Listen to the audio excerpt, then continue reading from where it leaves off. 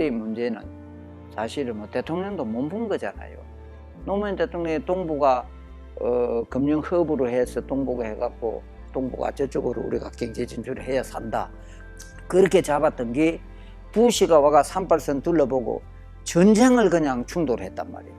그러니까 한국 발목을 잡은 거거든. 그러니까 노무현 대통령도 부시 쌀 재협상에서부터 한미 FTA를 피해갈 수가 없었던 거예요. 내가 그것도 알았고. 그렇지만 나로서는 이거는 뭐 도저히 용납할 수 없고 내가 언직을 걸어서라도 나는 끝까지 투쟁한다 이렇게 간 거거든. 그러면 농민들이 집회하다 2사람이나 죽었고 서울대 그 시신을 안치해놔 놓고 장례를 안 치렀거든요. 그게 그냥 왔다 갔다 하고 이틀 하고 31일 딱 단식이 된 거예요. 강병기 위원장이 내한테 와서 눈물로 호소했죠. 제2차 농민투쟁에 잡혀 있었어요. 그때 내가 단식을 안 풀면은 전국의 농민들이 또 죽는 사람이 생겨날 거다. 병기관한테 무릎을 꿇고 하소연했다고. 내가 울면서 단식을 풀었지.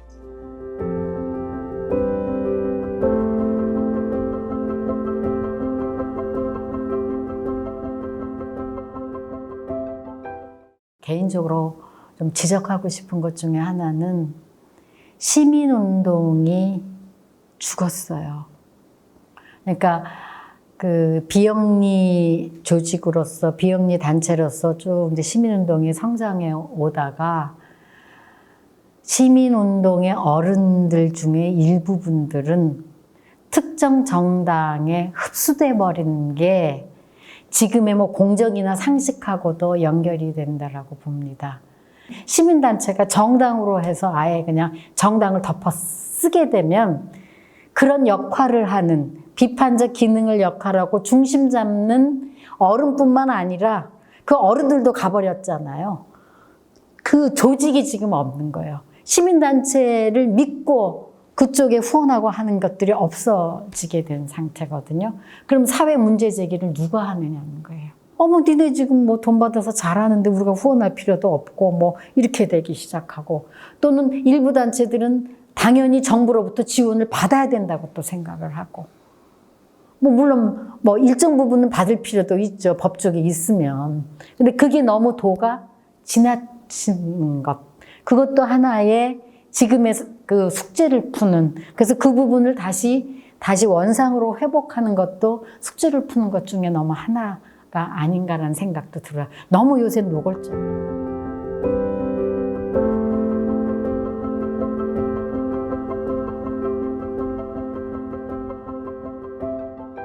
전국 무슨 집회가 있었어요. 주로 이제 대학생들이고 이제 전국에서 모였는데 어디서 들은 노래가 들려요. 그래서 자세히 들었더니 내가 만든 노래인 거예요. 그게 어떻게 여기서 노래를 들을 수가 있냐. 여기까지 알려졌구나. 아, 좋구나. 자랑스럽구나. 이게 아니고, 아, 이제 난 큰일 났다. 경계를 했고, 그걸 하는 사람들을 잡아가는 뭐 그런 시대였죠. 경찰들만 보면, 이게 뭐 학교에서 뿐이 아니고, 밖에 나가서 작곡자를 이름을 다르게 만들기 시작했어요. 최명학 씨는 좀 젊었었는데, 그 수술자직에 이제 말하자면 현장 노동자였어요. 근데 시를 아주 강원도서 이주해 온 사람인데 시를 참 잘 썼어요. 그래서 그 시를 갖고 2개의 노래를 만들었고, 박노해라는 시인이 쓴 고백이라는 노동의 새벽이라는 시집을 이렇게 접하게 됐고, 그냥 노래 하나가 히트한 거예요. 그게 고백이죠. 예.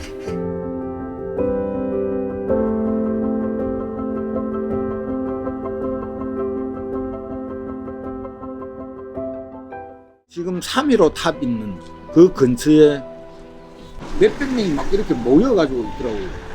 보니까 사람들이 점점 불어가지고 막 점점 숫자가 많아지는 거예요.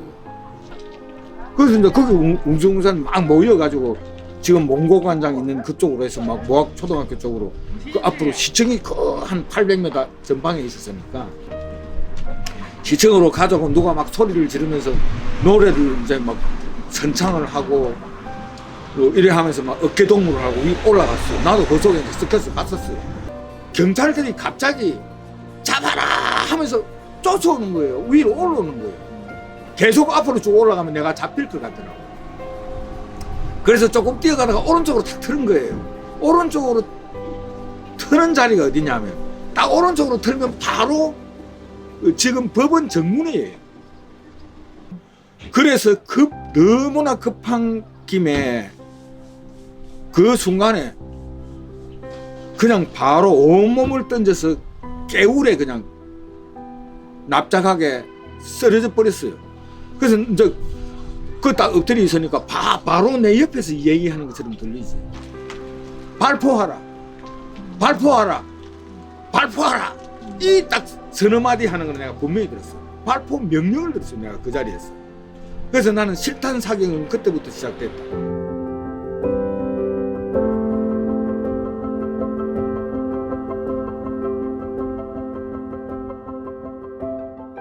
학교에서는 그때 학교 안에서 학교 비리 때문에 한 15일 정도 단식을 하고 있었는데 그때 서울에 방학이 돼가 서울에 모이자 해가지고 창립기념일 때 갔는데 도종만 선생님이나 윤영규 위원장 같은 사람은 전부 대부분 다 구속되어 버리고 없었어요. 그때는. 그러니까 그 당시에 어떻게 영도 단식 농성이 진행됐냐 하면은 위원장을 해야 될 사람이 있어야 되는데 권한대행을 아무도 안 하려고 그러는 거예요. 위원장 하면은 바로 구속감이라는 걸 다 알았거든요.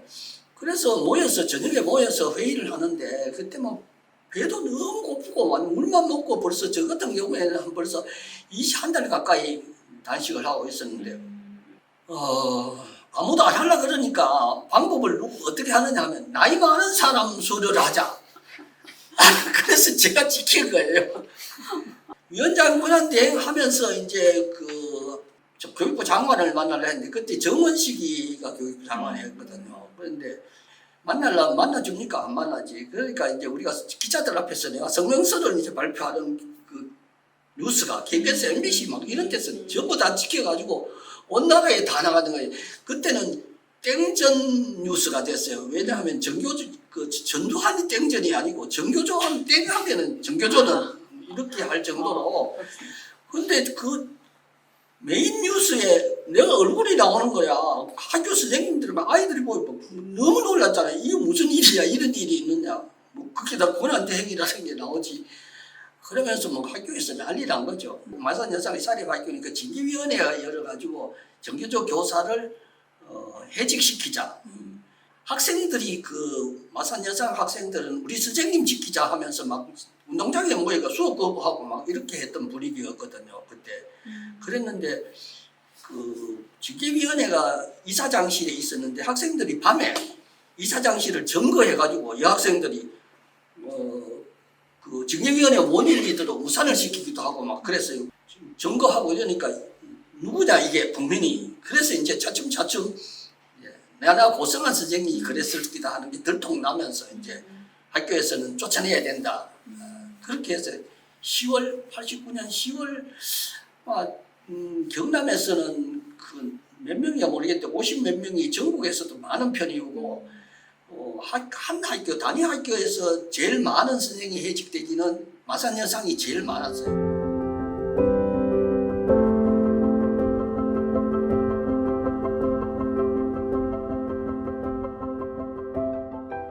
거지 새끼 같이 이제 의도 먹을 수가 없고 때에 따라서는 그렇게 했지. 그렇게 하다가 이게 이래서 안 되겠다. 내가 살기 위해서는 뭐 방법을 찾아야 되겠다. 해가지고 이제 거기서 힘께라 쓰는 사람들하고 같이 어울리게 됐어.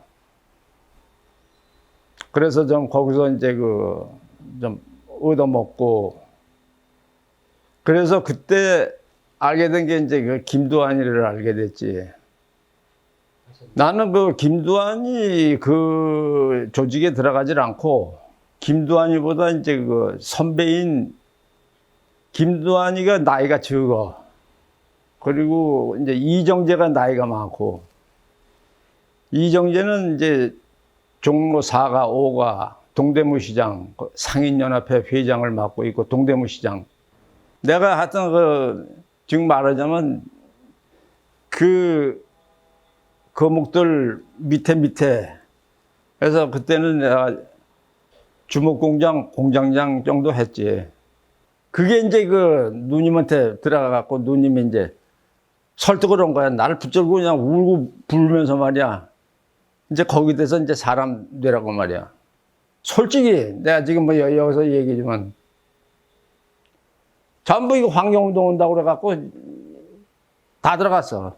그러니까 내가 하여튼 월급이고 뭐 퇴직금이고 10원 한 푼 들어간 게 없어. 지금 얘기 못 해요.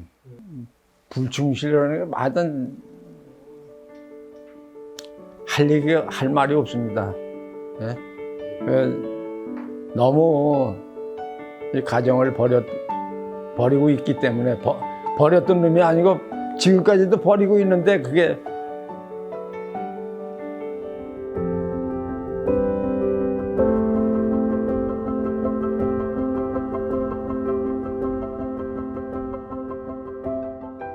그 80년 그 광주항쟁이 일어날 때 나는 공교롭게도 그쪽에 있는 지인들이 있어서 그때 일어난 걸 실시간으로 내가 전화를 통해서 연락을 받았는데 언론에나 이런 데 나오는 거 보면 아주 영 딴판이었죠. 예를 들면 뭐 북한군이 내려왔다든지 뭐 김대중이 내란을 일으켰다든지 뭐 이런 택도 아닌 소리들을 하게 되었고 그러면서 내가 분노한 거는 거기에서 수천 명이 살상을 당했는데 어느 종파 하나가 이게 잘못됐다고 말하는 종파가 없었어요. 특별히 내가 몸담고 있는 기독교계 누구 하나도 이게 잘못됐다고 하는 목사나 혹은 원로들이 없더라고요. 그래서 이거는 교회가 이럴 수는 없다. 한 사람의 죽음이 하늘에까지 상달되었다고 성서에는 쓰여져 있는데 수천 명이 살살당했는데 거기에 교회가 침묵한다? 이건 교회 아니다라고 저는 단정지어서 그래서 81년에 광주에서 내가 속해 있는 기독교 청장년회가 있는데 거기서 집회를 했어요. 여름 집회를 한 700명 정도가 모였는데 그 당시에 많이 모였죠. 그때 이제 갔다 오고 나서 새로운 교회를 시작해야 되겠구나. 광주 민주화 운동이 일어나고 나서 다른 데서는 다 추모 집회가 열리는데 이쪽 부산이나 경남 쪽에는 추모 집회가 경상도에 한 번도 열리질 않았어요. 문동환 목사님을 초청 강사로 해서 하게 되는데 나는 그 안기부 요원들이 전면에 나서는 그때 처음 봤어요. 이거를 막으려고, 이 집회를 막으려고. 그래서 그 집회하는 날 당시에 몇 개 중대인지 몰라도 우리 건물 양덕에 그 세워져 있었는데 거기를 다 에워쌌어요. 못 들어가게. 그래 했고 그렇게 치열하게 그 안기부까지 나와서 그 집회를 못 열게 했고 그 집회를 강행하게 되면서 우리는 그 교회 건물에서 쫓겨나는 그런 계기가 있었습니다. 그게 가장 극적인 일. 참 소수의 어떤 사람들 때문에 교회가 요새 욕을 먹어서 참 교회 다닌다 소리가 가장 부끄럽고 참 말하기가 그러는데 교회란 이런 어떤 정치와 도구화가 되면 나는 교회가 아니라고 봐요.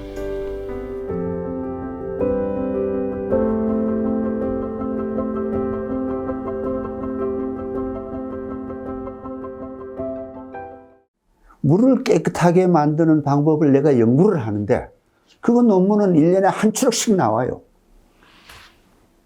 근데 우리가 먹는 납동강물은 맑아지지 않아요. 그럼 그 논문이 무슨 소용이냐 이거죠. 예? 그래서 91년 12월 7일 지금 불정거리에 있는 가톨릭 문화원 강당에서 아산 창원 공회 주방협의회 단체를 한 100명이 참석한 가운데 만들었어요.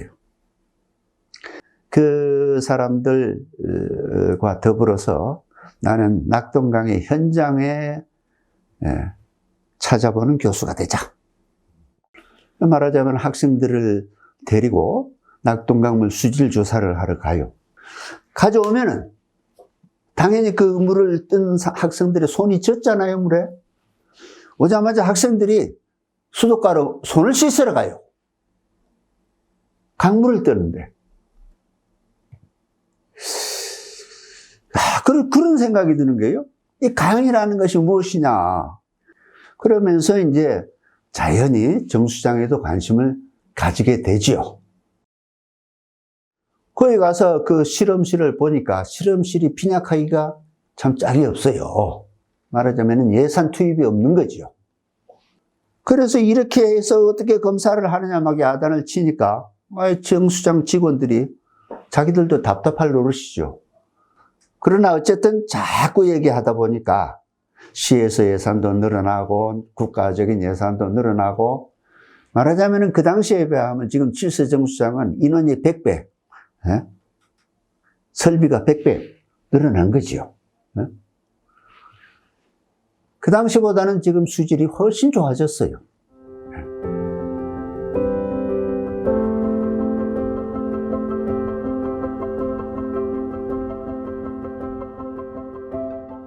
우리 한국에서 여성운동가들 대부분이 결혼하면서 나는 그냥 시민이 아니고 그냥 여자구나 이런 거 느끼잖아요. 저도 결혼하면서 세상에 이렇게 불평등하고 이렇게 불합리할 수가 있는가. 그때 제가 많이 알았어요. 이제 막 우울증도 오고 결혼해서 충격받은 게 여러 가지인데 예를 들면 식사 밥상을 차리시면 아들하고 사위하고는 밥상을 차려주시고 그 다른 그 옆에 또 앉혀주는데 어머니 당신은 바닥에서 드시더라고. 깜짝 놀랐어요. 우리 시어머니가 바닥에 잡수면 나는 부엌에서 먹어야 되는 거예요. 이 며느리는 그 또 미치더라고. 그런 일상생활에서의 차별 이런 게 너무 충격적이면서 이게 그 오래된 가부장적 결혼 제도의 탓인데 그 당시는 내가 이런 걸 처음 접할 때니까 도대체 이게 뭔지 너무 부당하고 이건 아니다. 이 여성운동을 좀 대중적 여성운동, 주부 여성운동이 필요하다는 생각도 했었고 자신이 내가 주부였기 때문에 주부 여성운동을 하면 좋겠다라고 모색하던 중에 창원 와서 창원 여성의 전화 만들었어요. 자기가 생각하는 가치가 다 있고 신념이 있잖아요. 운동하는 사람들은 특히. 그래서 올바른 거를 추구하잖아요. 올바른 거를 추구하는 사람들이 흔히 빠지기 쉬운 게 자칫 빠지기 쉬운 게 나는 언제나 옳다라는 거기선 좀 벗어나야 될 것 같아요. 나는 언제나 옳은 게 아니고 다만 내가 옳기 위해서 노력할 뿐인데 올바른 길을 가고 정말 운동을 잘 하기 위해서는 나를 끊임없이 돌아봐야 되고 자기 수련이 정말로 필요하다 생각합니다.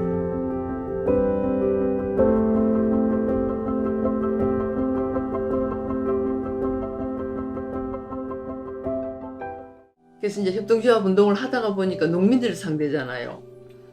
그래가지고 그럼 우리가 뭘 할까? 그래 일단은 우리가 농촌의 엄마들이 볼 수 있는 자료를 한번 만들어보자. 그래가지고 조그만하게 이렇게 소식지 같은 걸 만들었어요. 그랬더니 반응이 너무 좋은 거야 이게 농촌에서. 그래가지고 교육을 이제 한번 해보자. 그래가지고 77년 1월 달에 교육을 하게 됐어요. 수원에서. 교육을 하는데 서울여대 쪽에서 사회치 하던 아이들이 많이 온 거예요.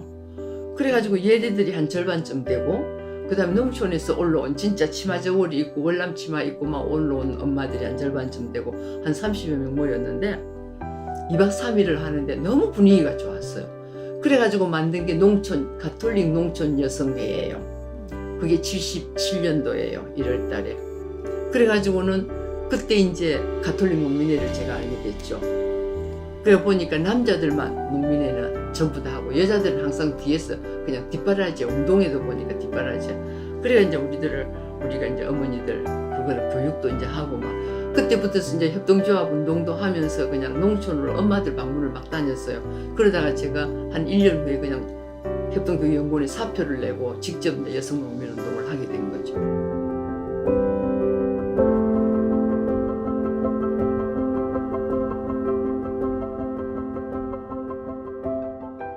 근데 유신헌법이 발효되고 반대하는 분위기를 잠재우기 위해 긴급조치라는 건 초헌법이니까 용감하게 깨고 나선 분들이 3.1절 명동사건에 신구교 신부 목사님뿐만 아니고 교수님들과 또 정치인들. 그래서 이 3.1절 명동사건이 75년의 잠잠했던 국면을 76년으로 바꾸어 나가는데 결정적인 역할을 한 게 3.1절 명동사건입니다. 그래서 이분들이 굉장히 신속하게 잡혀다가서 고생을 많이 했는데, 그래서 이제 제자된 입장에서 같은 생각, 같은 목소리가 더 많다라고 하는 것을 신속하게 보이는 것이 절실하게 필요하다. 그래서 이제 한신민주화 선언문이라고 하는 것을 이제 난 대학원생이었으니까 학부생 2명하고 같이 긴급하게 만들어갖고 이제 돌린 게 이제 징역 1년을 살게 된 사건이었습니다.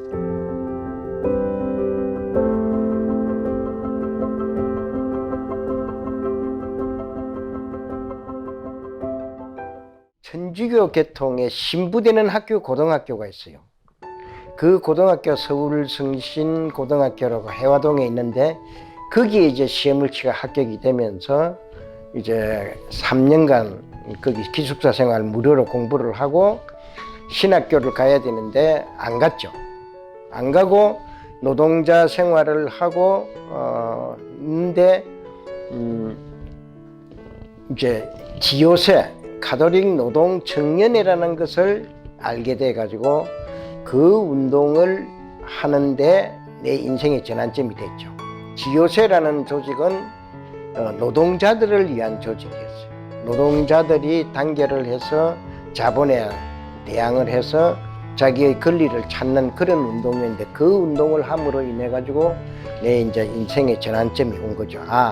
사회에 그다음에 이러한 많은 문제들이 있는데 이 문제를 어떻게 해결해야 되느냐, 내가 선 자리에서 해결할 수 있는 방법을 지요새가 내한테 제시를 했죠.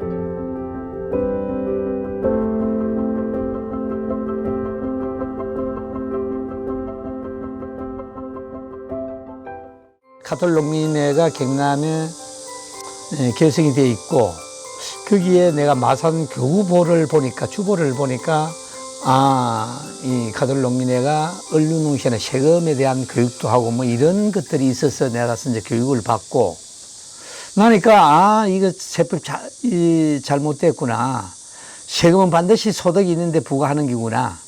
그러면 우리가 자진신고를 해야 되는데 자진신고 하라고 얘기도 하지 않고 행정에서 하지 않으면은 인정가세를 하는 거를 이 사람들 해서 이렇게 많이 부과하구나. 그래서 또 이제 부과해서 이거 부당해서 못 내겠다 그러면은 이제 차압을 해가기도 하고, 농기계 차압하기도 하고, 또 나락을 차압하기도 하고, 그래서 농민들도 이제 공부를 해야 된다.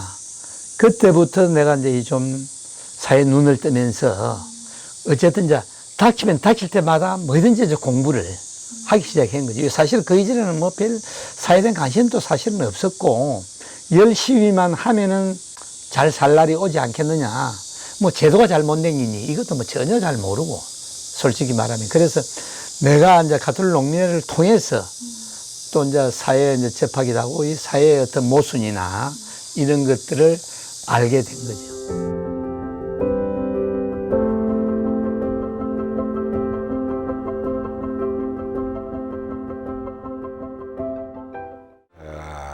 우리가 정의구현 그 사제단 1세대입니다. 1950대 중반에부터는 신부들을 기를 때 철저하게 정말 이 국가와 민족을 위해서 교회가 기여하지 않고 사회에 무관심한다면 이거는 교회가 아니다 하는 것을 깨닫게 되고 그때부터 신부들을 갖다 기르기 시작을 했습니다. 그 정의구현 사제단에서 그 막내로서 활동을 하게 된 겁니다. 예, 그 오은춘 사건은 그해 굉장히 큰 이슈였습니다. 그 안동에서 활동하던 가톨릭 농민의 활동을 하던 오은춘 씨가 안동 지회장으로 있으면서 당시에 감자를 감자 씨를 줬는데 이게 아마 불량품이었던 모양이죠. 그것을 갖다가 항의를 하니까 당시에 중앙정보부 그 요원들이 오은춘 씨를 막 납치 비슷하게 이래가지고 울릉도로 데려갔어요. 군에서 말하는 그 정보과장이 그 말하는 그거하고는 너무 많이 틀렸습니다. 정확하게 그 보고를 받았으니까 그냥 있을 수가 없었죠. 그러니까 내가 그 자리에서 일어서서 질문이 있는데 당신이 그 사건을 봤느냐 아니면은 위에서 내려온 대로 그대로 당신이 읽은 거냐 당신이 지금 이 한 말을 역사적으로 책임질 수 있어. 그러면서 내가 나가니까 막 붙드는 거예요. 정보가 형사들하고.